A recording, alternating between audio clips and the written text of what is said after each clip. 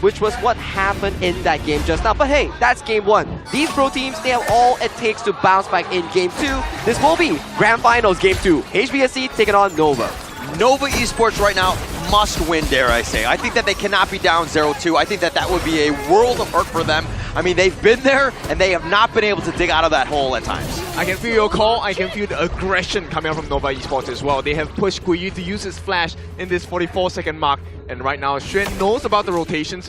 What can he do with this information? Yeah, but Juan might not be in a great spot. He's going to try to just get under the tower. That was a good gank attempt by HBSC, but the vision from Juan made sure that he was going to be safe. I mean, if they can get this secure, they would be good. It does get secure by Waypit. Great movement. And now Waypit's level 2, which means Sea of Fate should be available. Yeah, and going into this one, but the Space Sprite is going to be the next big piece. Those Severing Surges are going to be annoying. Xuan just dealing with the minions, taking that out.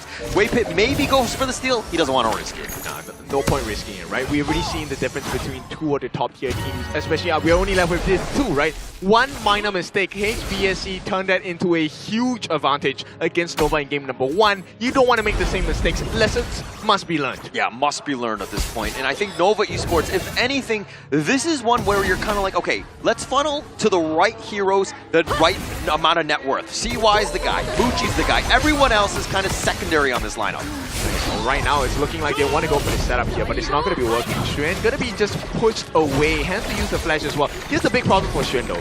He is having a level gap against Guiyu. Guiyu is freezing the lane.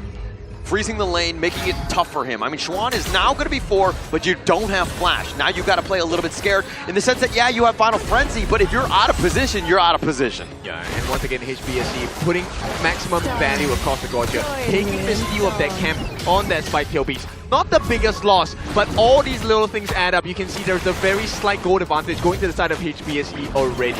Yeah, taking that one. And again, just more farming efficiency with Musang King. Once he hits that point and he's flying in with that Skyfall to that backline, you're looking at the Nova squad. I mean, Wendy and Muchi and even Waypit, very vulnerable. Yeah, very vulnerable indeed. Especially if Muchi is going to be forced to use his flash or his infinite advances early before this 4-minute mark, right? And that's totally possible with Vivi because with the rolling raid, the frag grenade lowers your defenses. You get to be taken down really quickly, really easily as well. Yeah, but I mean, if we're talking about lane matchup, the Lady Soon and Loom in a vacuum, not looking at players and all that, you're gonna give the edge to the Loom though, right? I actually give it to the Lady Sun. Because with the lower defenses, yes, you can kind of get your way out with the infinite advances, but in terms of pure damage output, I would give, because of the added mobility, to Lady Sun. Okay, all right. Let's see how that one plays out. But Vivi has really stepped it up in the KIC, right? We got to give him props because there were definitely questions of like, is he able to carry this team? And you're seeing this is a well-oiled machine, and Vivi has been a critical component of that.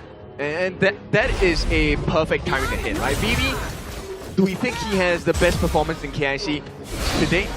Not yet, right? But he has improved significantly since day number 1. Yeah, you don't have to be the best player in a team of all-stars. I mean, Guyu's been the guy, Musang King as well. They've been having a lot of eyes. Also Jihong, right? And as well as Jay. Everybody's really been in the spotlight, so you don't need to worry. All you need to be is just consistent, and you're able to end games. Like we said, right? HOK is not about an individual game. It's really about the team play. The better team will win, whether you like it or not. Okay, I hate that because when I lose my ranked games, I'm just like, no, they were not better than me, right? I just had some really bad teammates.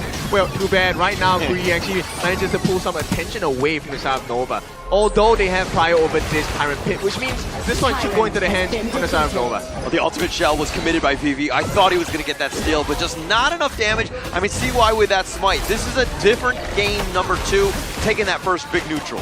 Okay, but with that being said, now then is, can you get the free damage in? Flaming Palms really important to be landed by Muchi. Needs to be on the important members as well. And look at how CY being aggressive. This is what you want to do. They didn't do this in game 1. They didn't contest Musang King. He was off the map almost the entire game, came back in with all of the weapons that you could ask for because his farm was just out of control. Yes, but the main thing here is the fact that they're not stopping these steals. Small camps being stolen over time will add up. And even though they're keeping close right now, Nova doing a good job. HBSC, what a position to be in. They have the goalie, they have a little bit of map advantage, and even though they gave away the Tyrant, it looks like Nova couldn't find any value with it. Yeah, I like it how you bring that up. I mean, the small things, right? And that's really what helps propel these teams to that advantage when they take it, because like the big mistakes these two teams do not make. It's very important. Goal sharing, the fact that HBSC is actually maximizing the goal sharing by making sure that it's always 3 different members, right? So Zhe will get tankier, and right now Muji. Yeah, Muji, he was going to be on, but Waypit tried to go. Vivi's going to flash away. Zhe shows up and he's just like, hey guys, where's the party? Yeah, the save comes in and Muji will be sent home, but hang on! Oh, in the mid lane, Musang King getting very low. CY gets first blood, taking him down. And he will survive as well! Oh, Jihong tried to flash on forward, but here comes Guyu, gets the double, taking them both out. Not allowed. Every single time Nova feels like, okay, we got the advantage. HBSC take the cane and whip their backs. I mean, Guyu, just the timing, right? I mean, he's always there when you need him. Oh, Waypit taking a lot. Oh, the Sea of Fate on out. Jihong putting that pressure on. Yeah, this is a tight situation once again for the side of Nova, but this is where the most minute of differences will be had. Unending Sorrow going to be used, the heals coming out, super valuable for HBSC. A lot of value, right? That sustain, just being able to just hide in that mid lane, something to take note of. The sustain from the HBSC side is legit, right? I mean, you also have the Dolia as well. They can literally sit under that tower at times. And you know, Jody didn't even have to use his heal, which is a big concern for the side of Nova, because if you can't force out the common spell usages, you can't force out the ultimates as and when you please, bad situation. Yeah, the Unending Sorrow, he's going to be aggressive. Infinite Vastness used by Muji. He has to just stay alive. But Xuan chasing after VV, not able to get any to catch with a Skyfall, and Xuan in a bad spot, but the final Frenzy, and he gets on out. Yeah, I mean, he had his ultimate. Now it's gone. If they catch CY with that Heaven and Earth, sorry. And it's going to be the end of that. Yeah, if Xuan gets taken out again, then it's not going to be a good case because he does not have the Undying form again. So we'll take a look at Nova here. What kind of moves can they make? Muji, no more ultimate as well, just has the flash. He does have the flash, but he's going to be aggressive. He's being supported by Waypit in that top lane. And in this mid lane, this is super annoying. I mean, the amount of pushback and the heals, like, you can't really deal with these two without a numbers advantage. I mean, that's why the answer is really clear. Now, the attempt onto Xuan, he's not going to give his life here for sure, but it's more about trying to be present to make sure that the amount of damage that they can do on the structures is not going to be enough. Yeah, and Nova Esports, now they're going to get jumped on potentially by Guyu, who's kind of dashing, like poking and prodding a little bit, and Nova Esports are like, okay, we got to play a little bit safer. Let's extend this game, even though they're down about 2K. Xuan, this one. Oh, the flash away, the Skyfall goes right in, the Final Frenzy's going to be used a little bit early, but he's going to be fine. Gets on out, using those skills to the maximum here, and now CY, he's going to be stunned. Muji showing up, the Unending Sorrow completely dodging out that Flaming Palm, but CY looking to hound in forward, he's going to back off now. Nothing. It's all a bait, right? Nova being baited out. Take a look at what's happening at the top. This is all to make space so that you can actually get the split push off. And this is going to be a guaranteed T1. Now, even with all of these distractions, HBSC, they've managed to get the gold lead as well. Yeah, and I mean, Nova Esports, they expended a lot of ults, and all they did was survive. Yes. Right? They didn't get any sort of advantage out of it. They were actually pushed back. So HBSC, very happy with that. And now with these long cooldowns on, I mean, now you can take the Tyrant essentially for free. Yep, so it's a 1-for-1 now. They get the next Tyrant of the game, 8.5 minute mark. This is also a position where you get to hold strength over Nova. You don't allow them to take unnecessary fights. Or if they take a bad fight, you win, you get the 10-minute mark Tyrant. Yeah, and I mean, that's kind of what they're looking for. But again, the HBSC, the way that they're kind of dodging most of this, and the Unending Sorrow used it with that Celestial Melody from Zhe, keeping himself alive. Yeah, but look at the value. Now you're constantly pulled across the map. Nova have no answers. T2 at the bottom being pressured as well. T1 in the top taken. And now, all of a sudden, 3,000 gold ahead. HBSC very much in control. Very much in control. And you're seeing this map control by the HBSC side because you have the Ne-Zha. You can be anywhere and you're able to provide all that damage. We saw this in the Blacklist International Series and where Joshi was able to go from lane to lane at will. Yeah, and this is where it gets very irritating because Zhong is tanking so much.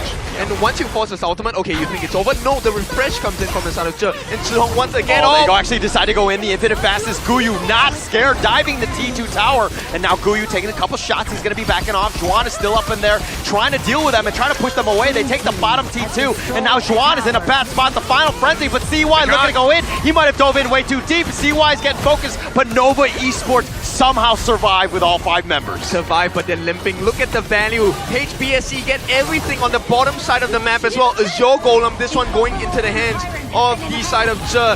They want that CDR, they want that magic regeneration as well, for the mana regeneration, sorry. And with that, it's going to be 3,000 still ahead. And this is a Shadow Tyrant on the hands and on the menu. Yeah, looking to take this one away, but they forced Nova Esports back. And I mean, HBSC playing it to the perfection. I mean, yeah, it's great to get those kills.